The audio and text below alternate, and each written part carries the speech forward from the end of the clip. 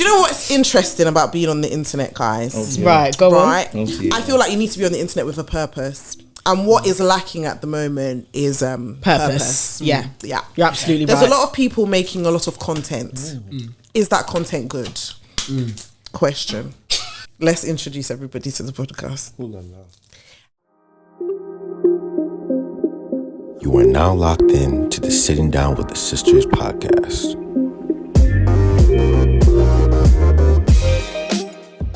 Hi, everyone. Hi, guys. Welcome back to the Sitting Down with the Sisters podcast. We are your hosts. I'm Ayo. I'm Ashley. And I'm Temi. And we're not alone. As you can see, it's a full house. Wow. Do you guys want to introduce yourselves? Well, you should know them by now because they've really been on Sitting Down with the Sisters quite a few times. And we've been on their podcast as well. But just for those who are new, do you want to introduce yourselves? I guess we're Unfiltered podcast. I'm Kola. I'm David. I'm Gio. Papa, this is our pastor. After you were giving thunderous prayer just now. Anyways, Not thunder. Ministers now. and they're from the Unfiltered podcast. They have an amazing podcast, guys. If you want to, lock into black men in the UK that are speaking with sense in this generation, Yes. I will tell you to go that way. It will be down in the description, guys, all their details. How are you guys feeling today? Good stuff. Let's say that's sure. Wow, that was actually really That's powerful. a beautiful hymn, I was not Gio's a expecting singer. that. I know. Do you know? Oh, yeah. Is he actually? Yeah. He's on Spotify and everything. Wow. Gio, you should join He's the done choir that. though. Live Like, acts. He's part of the choir. You continue. Do you want to give us a little? I feel like I knew I that. will. I had a feeling that I knew you were part of a choir. Do you- What choir are you part of? This episode is crack. Yeah. On everything. What's that supposed to mean? How, It's actually crack. But keep going. do you want to give a snippet for the cheries? I'll sing for the For the cheries. cherries. Ask wanna give Kola. us a Kola's little- give a snippet for our cheries. Cherry. I just What's want a to know cherry? the choir. Wow. Cherries the What's a cherie? fans of the sisters. Oh. He doesn't watch us. Oh, I'm a evidently. cherie. Yeah. No, you're not. David is. No, I like what I am. I just didn't know that was the term that we use. It's fine. He Sorry. doesn't read our description book. But No, but I like it though. I like the videos. I have a question that everybody has to answer. All right. Okay. By 5 by 4. Not us Yeah. breaking the ice. I have to break it. Okay, go on. What it is not I thought this has been It's broken. been those broken. It's been broken, but we Yeah. can break it Every, first. every chain, every ceiling, Every time. Every stronghold. every yoke. The question is, what's an emotion that you would like to experience more? Ooh. Ooh la la. Think deeply. Wow. What emotions are there again?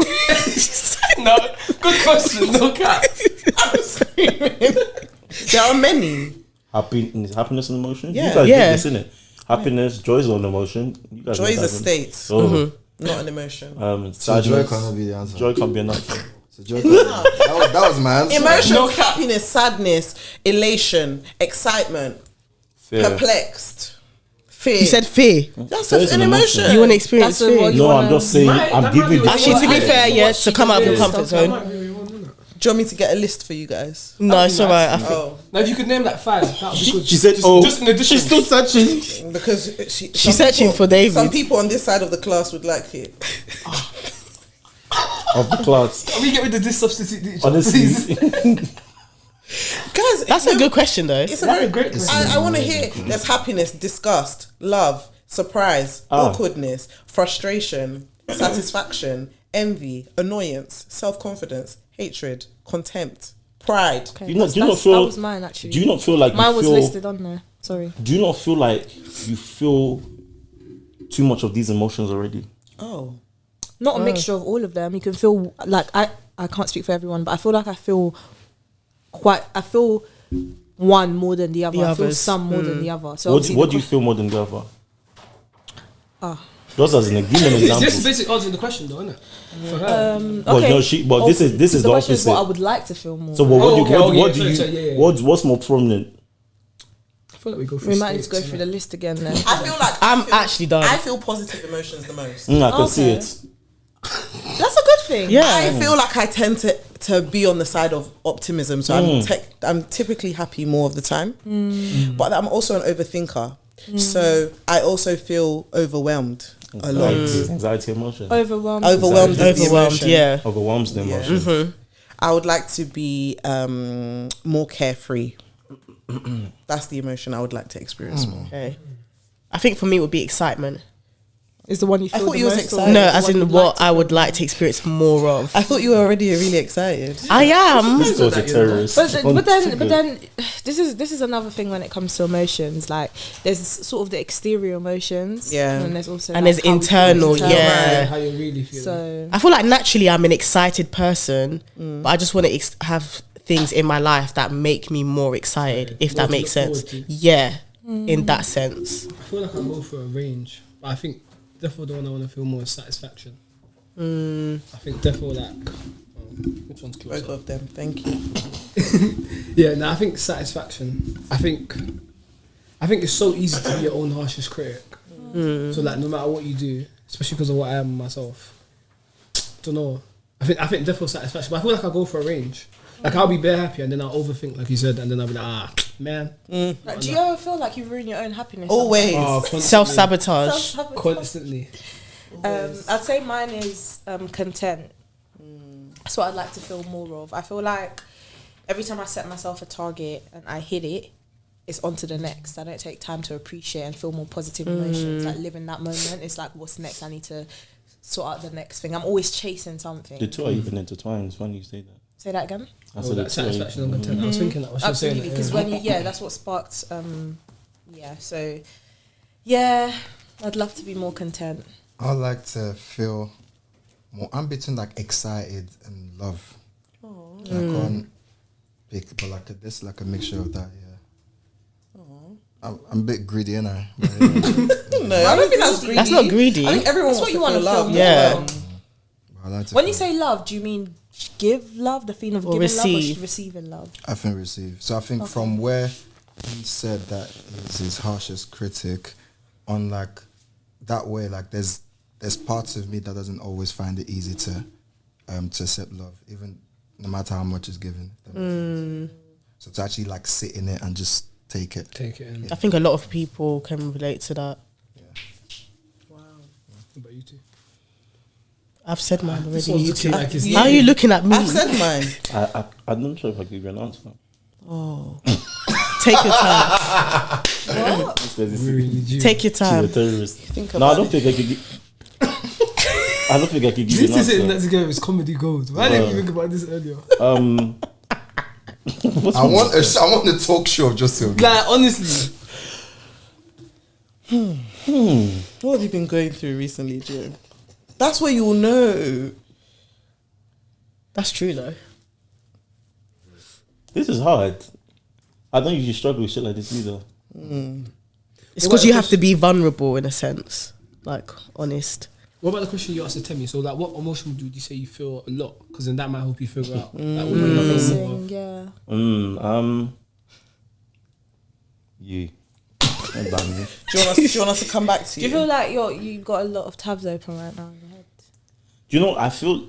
That's what I think. When I asked you, like, do you not feel like you just feel these things Anyway. in like a dust they pool? Microcosm. But the question is basically saying, like, which emotion do Out you of the ones you wish feel? you experienced more in your life in general?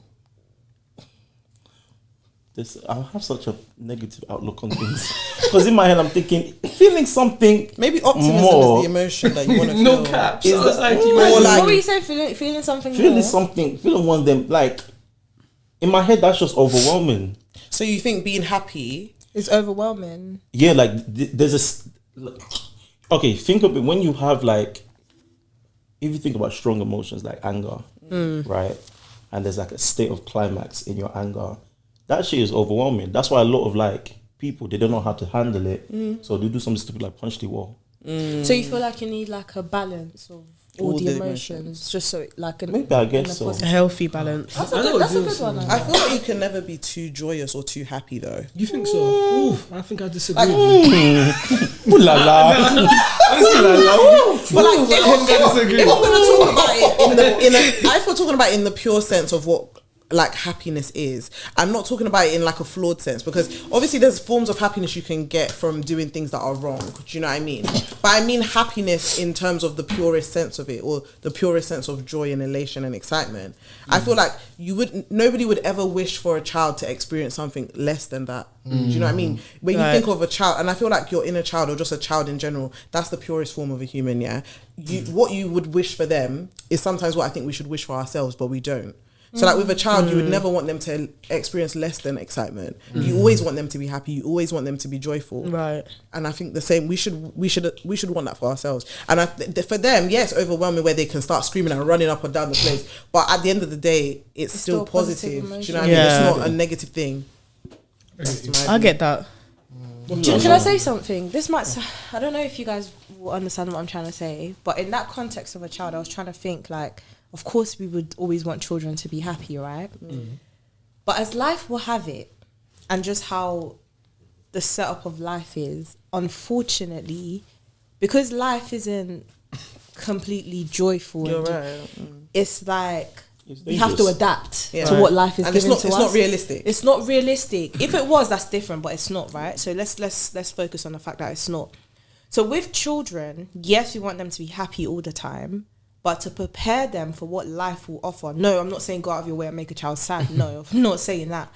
But how do I put it without sounding crazy? Because you want them to be disciplined in their emotions. I need them growing up to understand that you are going to feel other emotions. To be prepared that other emotions will come. And if they don't prepare it in good time, when they reach adulthood and they're starting to feel certain things for the first time, it can cause trouble and issues, because again, life will happen, right? So do you get? Yeah. So I think we're just all, daily. Yeah, we're all just forced to just not be joyful all the time, because it's not reality. Yeah, it's not. You can't have one extreme. That's the point. You can't have one of the spectrum, because the reason why children can be so joyous is because they're sheltered from real life, in a sense. Like, you're not gonna say, for example, if parents are arguing, God willing they shouldn't like have arguments in front of their child, but they'll protect that so their child doesn't see that. They'll see mummy and daddy are happy. Whereas when they get older, you kind of prepare them like, look, this is all of the different different circumstances you could come across, and this is how you manage your emotions. That's why you have so many different people. They grow up so differently, whether it's too entitled or on the other side where they're not optimistic enough, or it manifests so differently. Or let's be honest, a lot of adults just don't know how to manage their emotions. Right. And I'm not saying that's because of childhood, but that's also a factor that plays into it. It can stem from there. I think a large part of it. It stems from there heavily. And let me based off the example that you gave with arguing parents, you know, growing up trying to shelter their children, it reminded me of an example that I saw online. So I don't know if it was a skit, but it was actually a good life lesson, I guess. But I don't know where you guys stand on it. So it was in a plane. The setting was a plane, and a man was sitting by the window. I don't know if you've seen it. Right, a man was sitting by the window, and there were, I'm guessing, like 3 seats in a row. So the man was sitting by the window, a stranger, and there was a child and her mother, and the mother must have asked the guy by the window, oh, like, my daughter enjoys sitting by the window so she can look outside, get the view and everything. And it was leading positively at first. I thought, okay, he was listening to it, and then he was just like, no. And you know, I was thinking, why would this man say no? She was so cute. And his reasoning, what do you think? He said, yeah, you're gonna have to teach your child that in life she can't get everything that she wants. She's gonna have to settle with what she's given sometimes. So this could be the beginning of a life lesson. This is so funny for multiple reasons. So what do you guys think of that?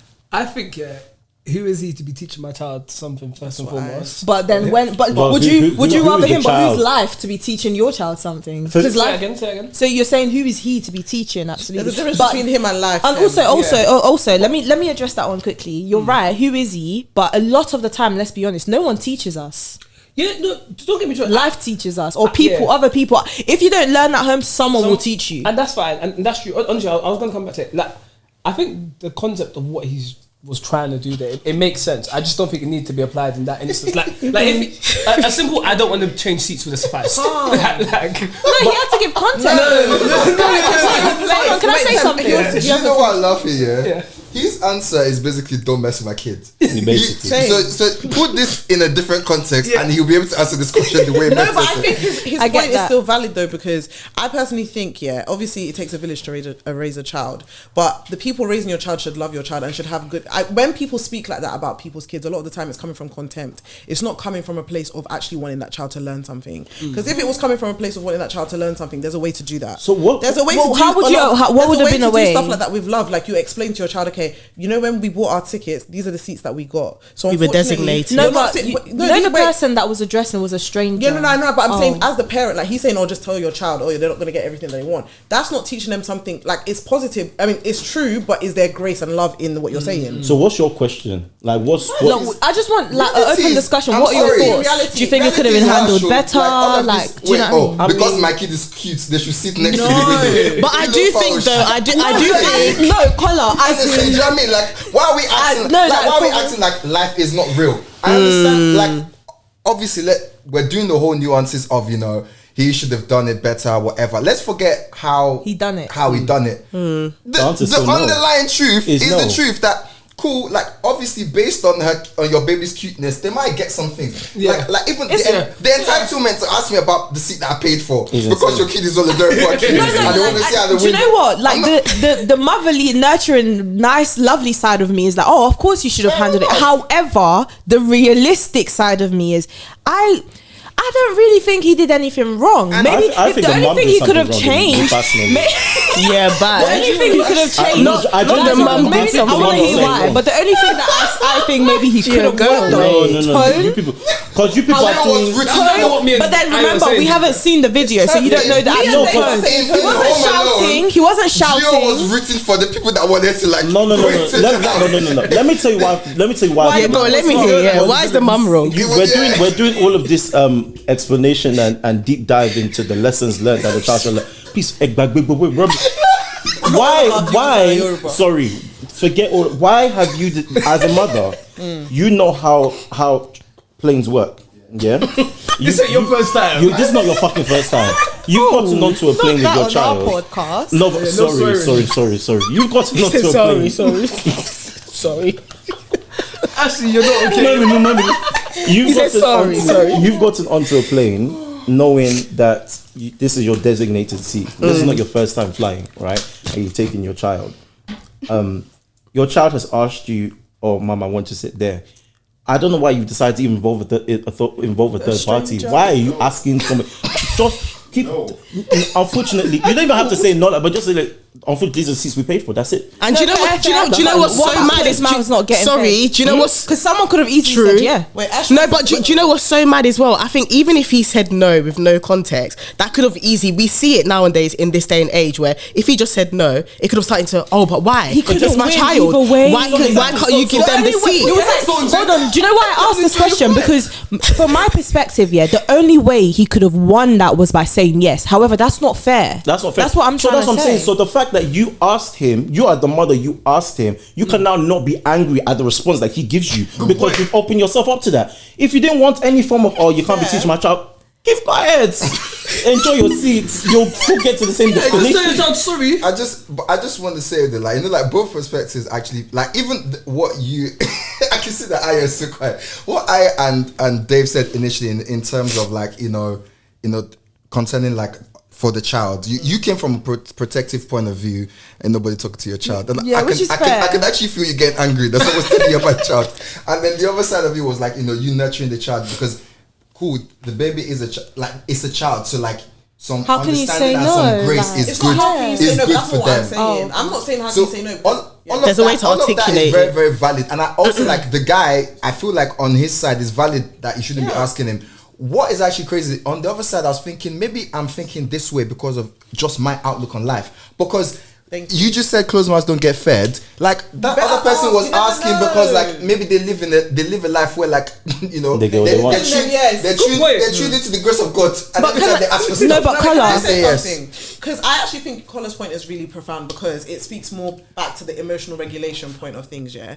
Yes, fair enough. Yeah. Sorry, go on. Yeah, but like when you think about emotional regulation, the reason why we struggle to even understand the concept of speaking to children well is because when we were growing up, we weren't spoken to well. So you feel like children, not all of us, I'm saying like in a broad sense, like to even think about the concept of respecting a child to speak to them well is a foreign concept to a lot of people. So I'm not saying that in telling a child like that you have to tell them yes, like of course not. Life is not roses and stuff, but like there's a way to speak to people. To articulate so what's sorry, because there's a lot of avenues to this scenario, right?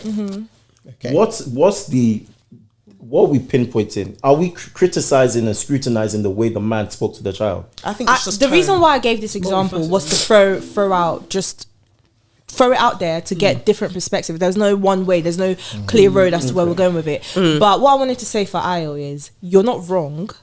And Kola, also what you said about just your outlook on life, right? Absolutely, and I'm not disputing that, but we need to remember in this context, he wasn't talking to the child. He was responding back to the woman that asked the question, which is the mother. The child is there. The child is there, but the child's not listening. And by the way, remember, you guys didn't see the video. Trust me, he wasn't being disrespectful. He wasn't raising his voice. He was just literally talking back. And he was saying, even though I'm not gonna lie, I'll be honest. Even though I was still like we should have just let her. But it's like if we're opening the floor up. He didn't. I don't know if I would say he did anything wrong. I don't disagree with the point. That whole closed mouths don't get fed. I completely agree with that. I think that's a very good point. It's a very good point, by the way. That's something I wish I learned earlier in life. Yeah, closed mouths definitely. For sure. Yeah, closed mouths definitely don't get fed. But my thing is, they're hungry. My thing is, you can't.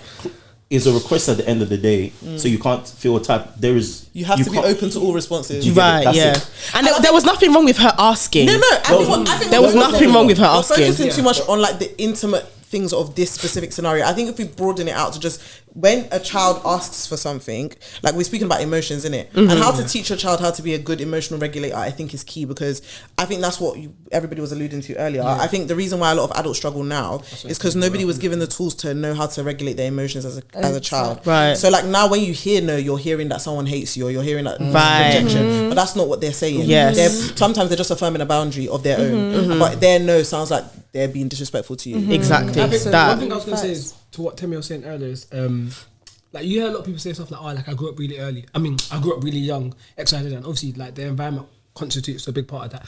I feel like, and this is one of those things that I'm saying this, like I don't even know like the end into it, but I feel like it's always tricky to know like what the right age is to start teaching certain emotions to people. Like I feel like for example, let's just give like you grew up in the hood, for example, like there will be like a certain lack of emotion that like people that have been exposed to gang violence their whole life will have. Whilst, for example, if you grew up, rosy dozy, you live in the sticks, like there's a certain amount of happiness and like I don't want to say like sadness that you don't experience, because obviously people that live that life they experience sadness, like everybody. But like there's a certain like you can imagine like the shock and horror that some people realize when somebody be like, oh yeah, I was walking through London, I got robbed. Like, do you know what I mean? Right. Like, yeah. And then, scale. Yeah, it's a scale. And I think that's probably one of the trickiest things, actually, like learning like when and how to teach that to younger people. Like it's such a mind bug. Like so, like going back to this scenario, like I think to myself, it probably does the little girl some good, like to hear no at such a young age. Not because like she needs a random man telling her no, but just so that she could just to feel the emotions and know just what to exactly like reflection of life. Literally. Like, what do you guys think of? I don't know if this relates, but this for some reason it reminded me of this question that a lot of people are starting to sort of answer the older we're getting and becoming parents and stuff. But would you raise your kids outside of London? Easily. Why? That's what I want to do. So for actually, do you know what? It goes both ways. For those that want to raise their kids outside London, why? And for those that don't, why? I feel like when you grow up in London, you think London is everything. But then when you travel 100%. Or like you even just move small outside, you realize it broadens your horizons. This is one of the saddest places to live. Like miserable, depressing, like on a real level. Like And when and like a lot of people want to raise their kids in London because they want them to have that streetwise, street edge. You want them to be hard. That's what you want them to be. I'm like, kids are not meant to be hard. Yeah. Like they're actually not meant to be. They're meant to be able to experience their childhood in a very like free, explorative way. And then when they now need to be taught, you can do that here, obviously. But if you grew up the way a lot of us grew up, it's not happening that way. Because I know what it was like growing up in in an urban area, like Collar alluded to. We say urban.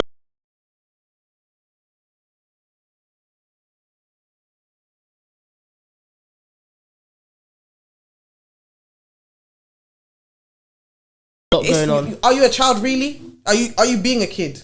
Yeah. Not really. Yeah. And then even the way London is going, they're destroying park to build flats. What do you want your child to be doing in London? That's what I want to know. Because that's mine. What's your question? Based off? Not even based off. Like, what is the... What are we trying to... Sorry. She just wants you to answer the question. No, it wasn't completely random. The reason why I thought of it was based off, we were talking about protecting children and just growing up and all that stuff. And for some reason, it did come into my head because your reasoning for wanting to raise your kids outside of London absolutely makes sense. But for a lot of people that want to raise their kids outside of London, it's because they don't want to expose them to the life that London has to offer. Right. And obviously, it ties in a little bit with what we were discussing about protecting children, sheltering them to see life. It's funny that people think that about raising your kids outside of London because the things that happen in London happen everywhere as well. See that's what I was alluding to, because when you made your when you described why and explained why, whilst I understood what you were saying, it's easy for us to say that coming from a particular point of view. But like we all know, London is very diverse and has diverse areas. You can go to Peckham is how far? I can't even say Peckham anymore. Gentrification. But let's say an area that's known for certain activity is 5-minute walk from an area that has multi-million. So it's like, I don't think you can... I find it hard to... Different level when you compare it to the suburbs though, isn't it? Yeah, very different. I think the intensity... generally in London is different. Definitely. I agree with you. I'm just saying the intensity of the spectrums. Yes. Okay, so in this specific instance, we're talking about violence, I assume. Yeah. So the intensity of violence, exposure to violence, but like exposure to a certain way of sort of like living and a mentality. London culture. Just the entire thing. The whole thing. But you see the point you just made about how close those things could be, yeah. If you think about it, because it's so close, they end up being exposed to it as well. Obviously, not in the same way because like their reality is different. But my point is, I agree with you. With that being said, it's a looking glass type of situation. That's what I say. One, and my main point is, we're saying this about London.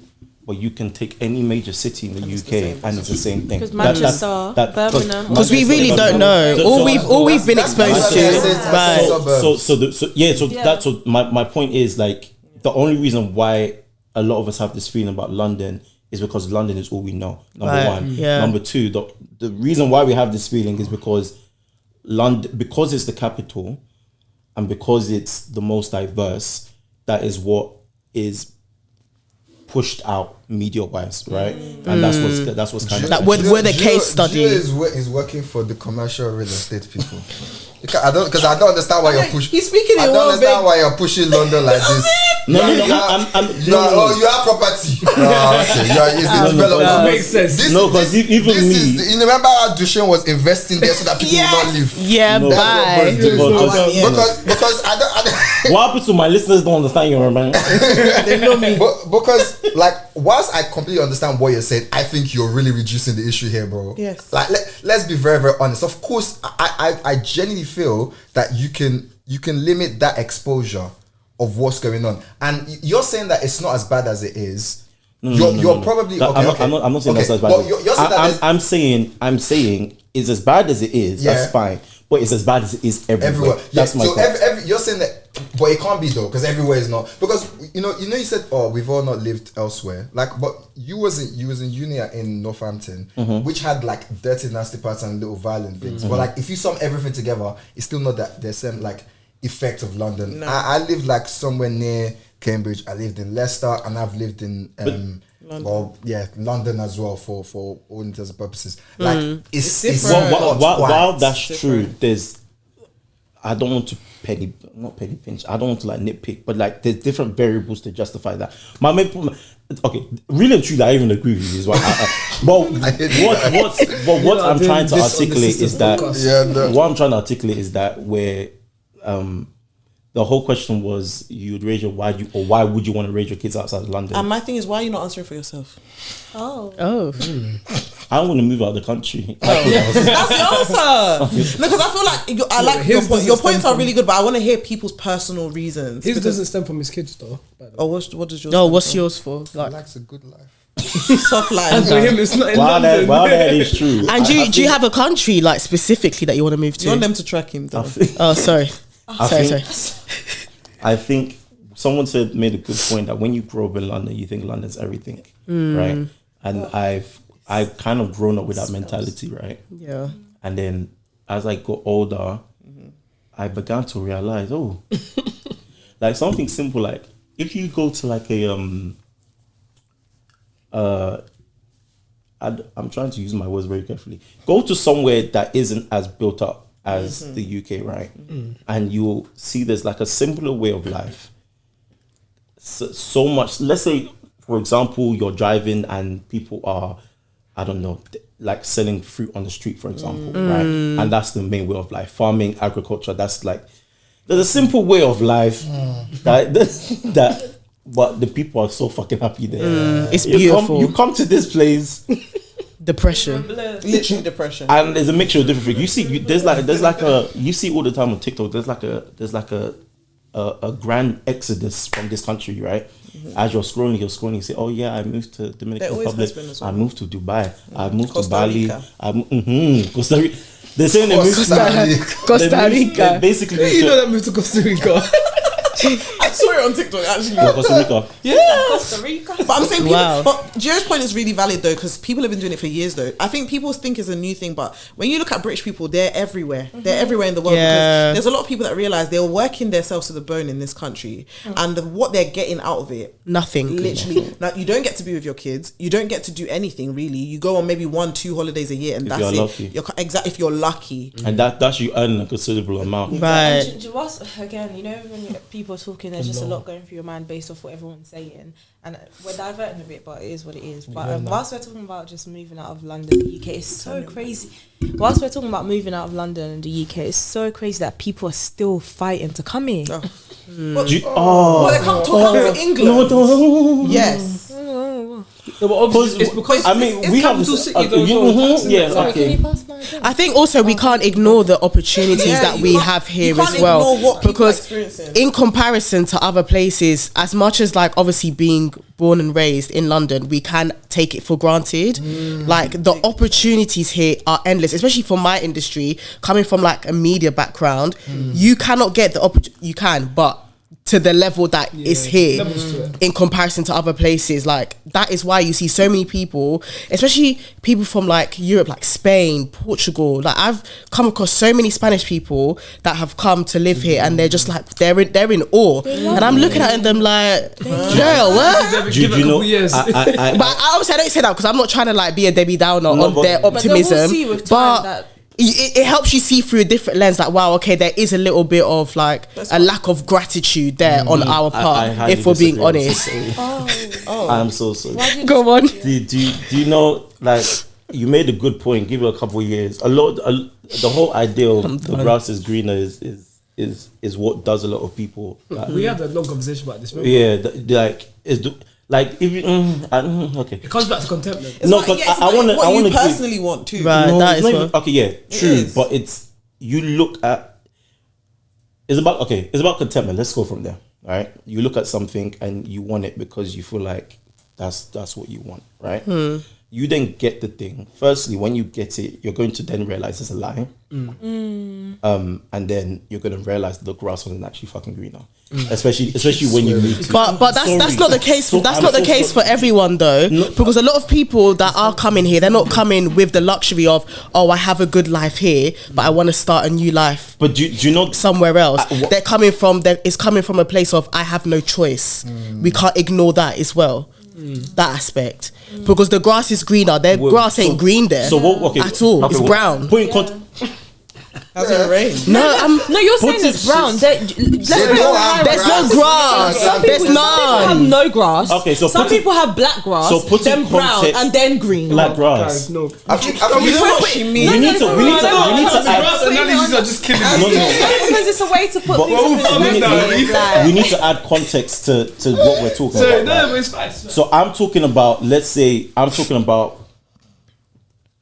Stereotypically, a lot of Africans come to this country to work, to do whatever, etc., etc. If you look at their life back in Ghana, Nigeria, wherever, they have a reasonable life, like a good life. Some people, yeah. So some people, right? And a lot of them are, I won't say sold the dream. They buy into an illusion that Western world is better, right? And that can be tied to. Don't get me started on racism. The American dream is one of the biggest propagandas ever sold. 100%. I think it stems from that for 90% of people. I will get to that. I don't even. I kind of disagree. We'll get to that. But what do you call it? But they kind of buy into an illusion, saying that for whatever reason they've seen someone or they look at movies, whatever. They buy into a life that's better, right? They've come from a place. Not all of them, but talking from what I've seen, right? They've come from a place where they have a family, they have a house that they own, they have a job that pays them, they have a good, life of living, quality of life. Right. To now come to this country where they feel like their quality of life will be better. And I'm not saying wanting more for yourself is criminal or sinful by any means, right? But you come to this country wanting a better quality of life for the rug to be basically be pulled out onto you. When you come to this country, you have no infrastructure here. You're starting from ground zero, right?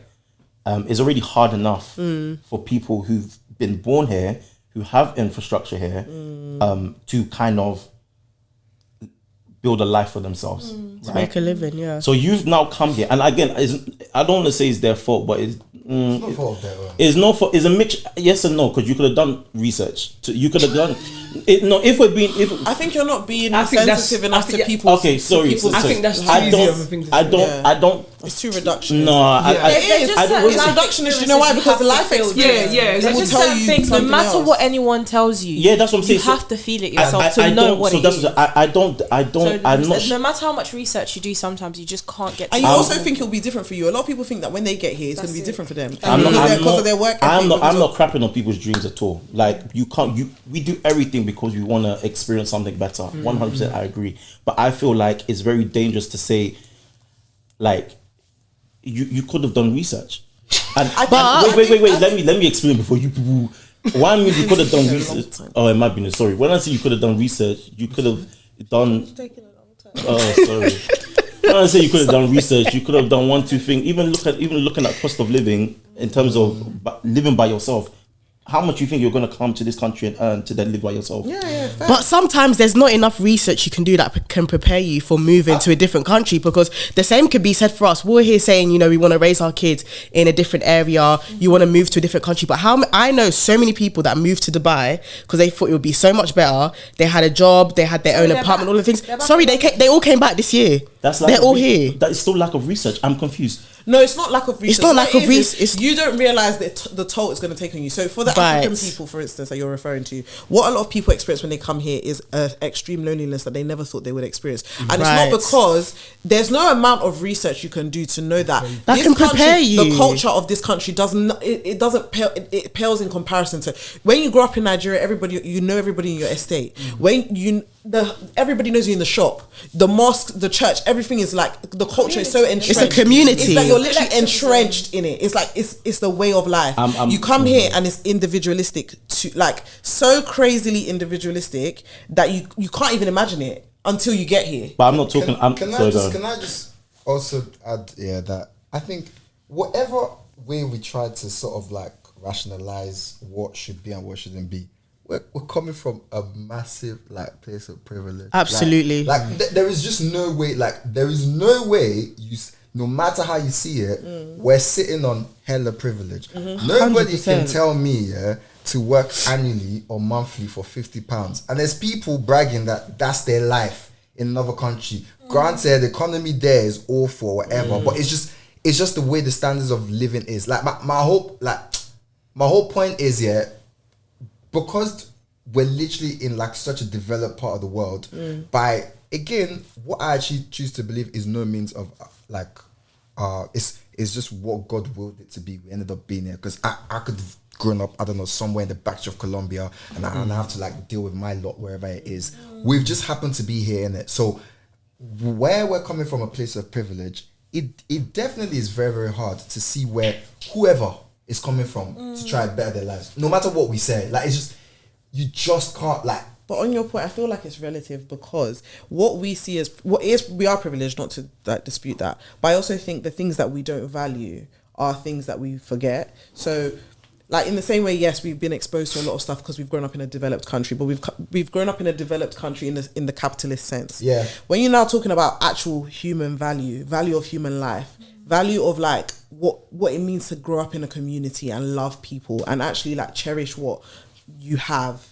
That's something is lost on so much of us that grew up here. And that to me, I think is more important. And not to say that we shouldn't like realize our privilege and like I feel like we should, but then we should also be very cognizant of the fact that we look down a lot at people that grew up in a different, not we, because we probably have the range to understand, but a lot of people that grow up here, especially people that look like us as well, they look down on people that grew up in our home countries. Yeah. And they're like, oh, you don't know this. Because they don't know a rapper, that. You don't know a show, but they know what it means to come together. They know what it comes together and put something together as a family, and like they understand what that means. And I think that is the more beautiful part of life than anything. Do you know what the harsh reality has been for me is realizing that it feels like you're gonna have to pick one. The utopia that you end up finding, because half of most of the West, or if you buy into sort of like Western culture, where, and if you think about it, like, you know, Africa was raised on Western culture, so like they're born into that version of capitalism, and that's how the societies are built. Like if that's because it's all a capitalist society, that's how that's how the levers are. Do you know what I mean? Like you either like try to get more money and sort of like you know get joy whenever you can, or you kind of do that. You have to pick. It seems to be very, very difficult to get a balance. It goes back to the Bible, really. Go on, preach. And just guys, sorry. But the reason why is because like the Bible literally says you can either serve God or money, or it calls it mammon in the Bible. And the reason why is because when you're serving money, you will lose out on everything else that comes with what it means to serve God, which is to love people and to love God. That's the most important part of life in general. And where you see people thriving mentally, where you see people thriving even health wise, is where they're in communities where people actually care about them. Because a lot of things the illnesses that we suffer in the Western world, they're a lot brought on by stress, they're brought on by diet, and they're brought on by like mentalities that only come where you're literally all doing crabs in a barrel, like to do something. Where there's no, like, it seems like you're doing so well because you have a car and because you have a house, but like you don't have anything. There are people killing themselves because they're a billionaire and they don't have family. They don't have anything. And it's what you place like priority, or it's what you place like value on. Because like for me, I feel like it's an easy choice because like, well, for me, I didn't say for people. For me, it's an easy choice because what are you gonna take with you? Like, I don't know. There's lots of different avenues you can go down, but like you have to think about it. Like when we're working, all of us that are doing 9 to 5 right now, we know what it means when we hang out with our friends and how much that fulfills us compared to what we're doing every day, working for something we don't care about. Keep preaching, man. This guy. It's the truth. No, it's right. Facts of life. It's so difficult, yeah, because I resonate with what you're saying, but like you see, like on G, like I can't ignore the other side. I hate it. But honestly, like what you're saying, like I can't. Sorry, even David. What about the other side? Can't you ignore exactly? Like the reality You of need money like, to survive. Yeah, the reality of like the capitalism that we live in. Like I can't like. Not to even say that man worships money, but like I can't like ignore that facet of like what that does for my life. Do you get what I'm saying, innit? Like even though like I completely agree and like get everything that you're saying, and I just think that balance is so tricky to find. Because of the Western world we find ourselves in. Yeah, that's how we need to survive. I think that's the catch-22 for most people. Like, I think it's where we are, but then I also think it's knowing when to stop, because I think like it's not having money that is the wrong thing, and it's not aspiring to like look after yourself that is the wrong thing. It's the pursuit of money that above like everything. it's the pursuit of money above everything else. It's the putting money The idolization above everything else. The fact that you put money above people. Yeah. The fact that people can be dying senseless death in the world, but because it furthers an agenda and a certain type of power. That's what people care about. There are people actually in this Western world that we speak of that I have this mentality which I try to steer clear away from, because if you tend to look deeper into those people's lives, you see that it's not as if they're not good people, but anyway, those people with those mentalities, and the mentality is like they don't need anybody as long as they have the money, as long as they're grinding. What's it? Grinding. It's the hustling. As long as like they're genuinely people that walk around this earth that think they don't need. They don't need collectivism. They don't need people around. They don't need a community. As long as they have their ways to make money, and even if they do need people, is to make money. You know. So remember me and you were speaking about, I think about individualism is the biggest threat to society since colonialism. Since colonialization, that word. Or colonialism, one of the.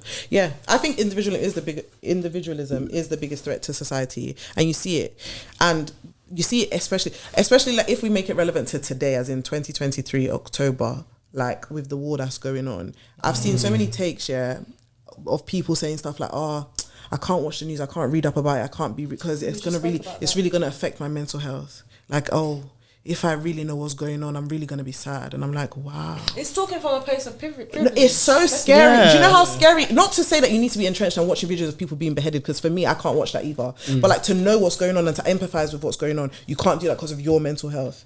What does that say to... I don't know. For me, I don't know. I feel like it's getting to the point where it's like, as long as it's not personally affecting me, well... I can understand where you're coming from, but I feel like if someone says that they are... And I guess it's a really tricky one, isn't it? Yeah. Like, so I have been in a place where I've heard someone say that and I thought, shut up. Do you know what I mean? Like we're living... It's not about you. We're living... Exactly. Like, it's... I've come to understand that, like, sometimes we because of your capacity, you just sort of you can't imagine anyone else's. How do you mean? So because of what you can take, you can't actually. What you can try to imagine it relative to yours, but you don't know how hard it is for other people. Yeah. So when people say stuff like that, like I've now learned to sort of like, maybe. But I'm not talking about in the capacity perspective, because I get what you mean. There's some people that can't take on too much that type of news. I'm more meaning, why do you put yourself as the center of what is going on? You start making it about yourself. Everything is about you. How does it affect you? And everybody's talking about Palestine, and then you'll be thinking, but the other thing is that, like, if you think about it, if we just think about how we sort of can't find my words today. So how we've evolved as human beings, we should not be consuming the amount of content. Like the kind of life that we all live now is so unnatural that when someone says that, like, I take it with so much. It's true. You shouldn't be taking, like, if you think about it, if you're flicking through Twitter and like it's just videos and takes and videos and it is, you shouldn't. It's not healthy. What people used to do is, like, you get like a morning paper and an evening paper, and that's it. That was your source of news. And now there's streaming and there's this and there's that. Yeah. People are going on Snapchat to see, you can go on the maps and sort of click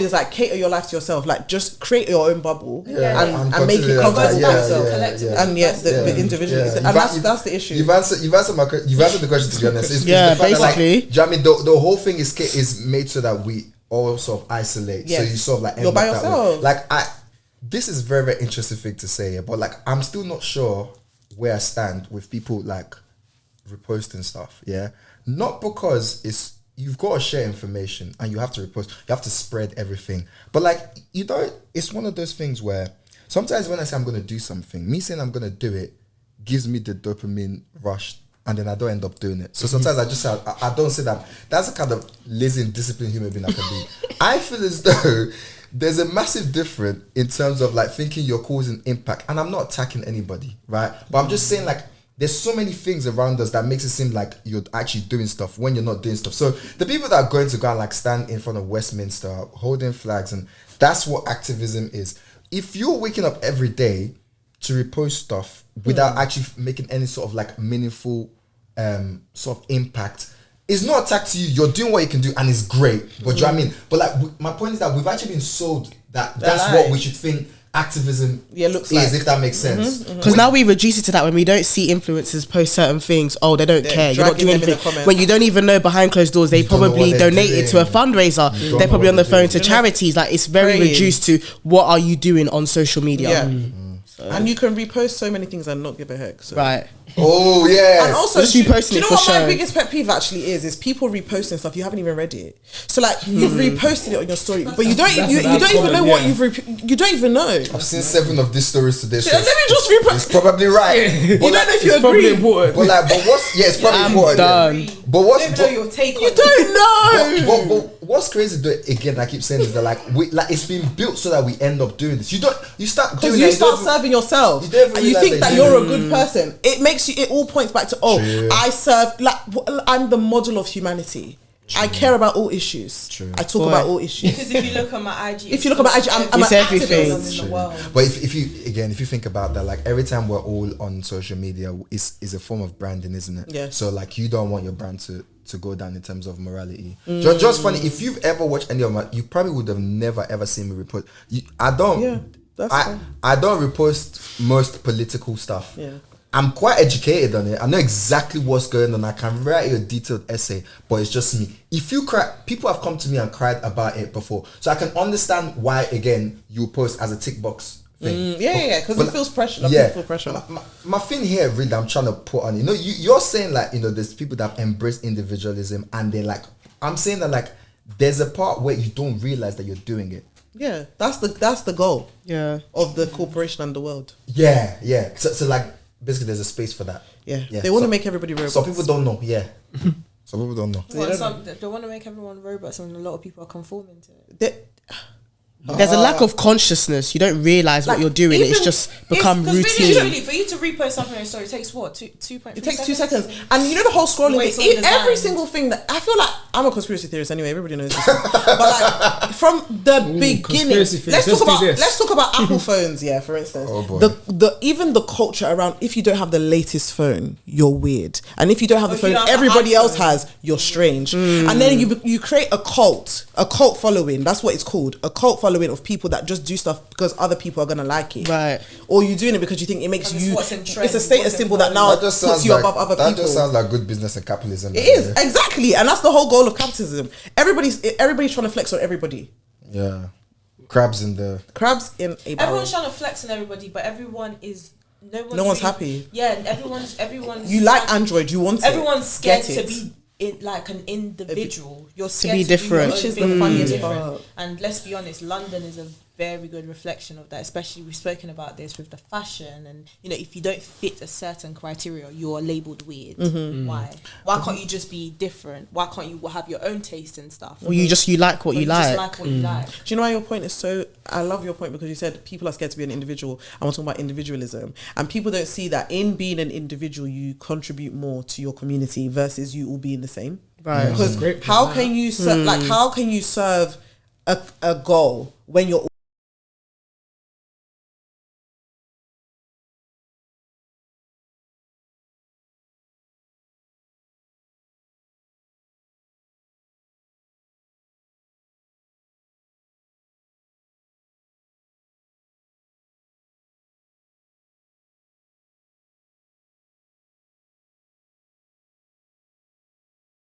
yeah.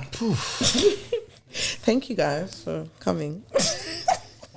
You're welcome. We hope you guys enjoyed. Oh, is that even time? I know the time's crazy. We most definitely Did we did, even plan man. to discuss it? No. I was gonna what did you actually have in mind? Yeah, word. I was wondering what you did have in mind. Yeah, because we took a tangent, didn't we? I think it's what we closed with. What That we was our closed with is initial. my plan. Yeah. Our plan. Oh, But you know, So it's still as the Lord would have it. still slotted it in. Yeah, exactly. Yeah, it's okay, so- perfect. You So did. It still found its way. It still Yeah. found its way in. So it still worked well. You guys are great podcasters. That's We why. try. Anyways, thank you guys for listening. Thank you for watching. We'll see you next time. Bye. Bye, guys.